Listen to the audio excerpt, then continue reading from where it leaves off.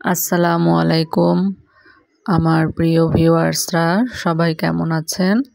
সবাইকে নতুন বছরের শুভেচ্ছা। Happy new year. সবার নতুন বছর অনেক ভালো কাটুক, সুন্দর কাটুক। সর্বোপরি আমাদের এই প্রিয় দেশটা যেন এই নতুন বছরে আরও অনেক দূরে গিয়ে যায়, সবাই ভালো থাকে দেশের মানুষ। এই দোয়া করে আজকে আমার আরেকটি ব্লগ শুরু করছি। সবাইকে আমার নতুন ব্লগে স্বাগতম জানাচ্ছি। সবার গেল বছর কেমন গেল এবং নতুন বছরের সবার প্ল্যান কি আমার সাথে শেয়ার করতে পারেন। আমার গেল বছর আসলে আমাদের দেশটা যা দেখেছে, যে পরিস্থিতির ভিতর দিয়ে গিয়েছে, মোটামুটি সবার উপরে এর প্রভাব পড়েছে। তো আমি আসলে আল্লাহর কাছে দোয়া করি পৃথিবীটা শান্ত হয়ে যাক, প্রতিটা দেশে শান্তির সুবাতাস বয়ে যাক। এটাই চাই একজন মানুষ হিসাবে, আর কোথাও কোনো রক্ত না ঝরুক, এটাই চাই। আজকে নতুন আরেকটি ব্লগেও আপনাদের সাথে নিজের কিছু কথা শেয়ার করব। আমরা অনেক সময় কিছু ঘটনা বা কিছু পরিস্থিতির কারণে এমন হয়, কিছু মানুষ আমাদের মন থেকে একদমই উঠে যায় এবং দেখা যায় কিছু মানুষ আমাদের মন থেকে আসলে একদমই উঠে যায়, কিন্তু অনেক কারণেই বাধ্য হয়ে সেসব মানুষেরকে আমরা পুরোপুরি ইগনোর করতে পারি না। আমরা পুরোপুরি তাদেরকে ইগনোর করতে পারি না এবং তাদের সাথে আমাদের উঠা বসা চলাফেরা সবই করতে হয়। কিছু নিয়মের বেড়াজালে আমরা আটকে থাকি তাই। কিন্তু আসলে এইটার মতো পেইন আমার মনে হয় না কিছু আছে, কারণ এই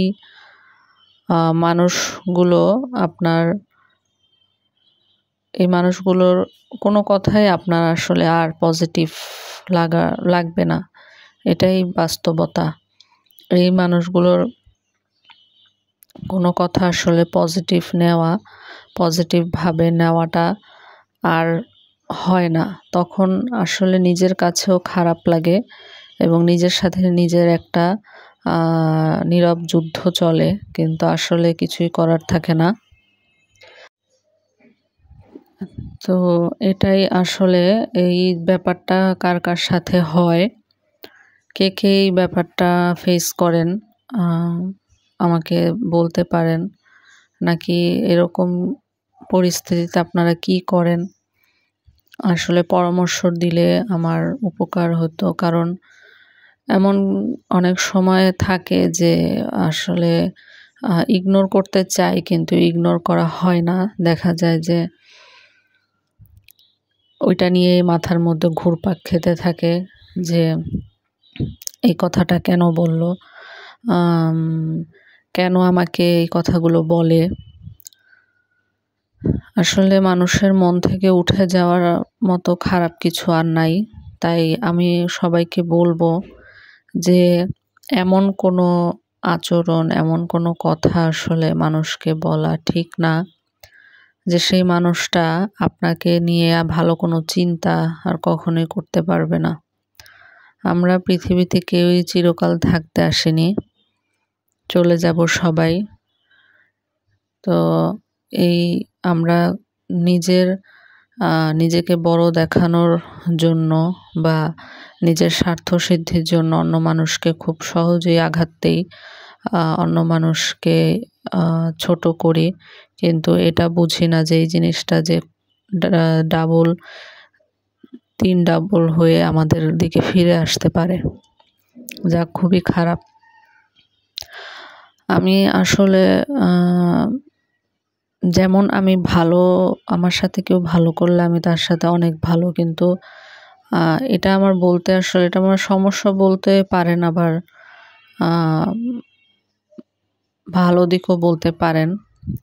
যে আমার সাথে খারাপ করে বা আমাকে ছোট করতে চায় বা আমাকে নিচু দেখাতে চায়, আমি তাকে আসলে আমি তাকে আসলে উম আর মন থেকে আমি তাকে মেনে নিতে পারি না, বা তাকে আমার কোনো জায়গায় আমি আর কখনো জায়গা দেই না।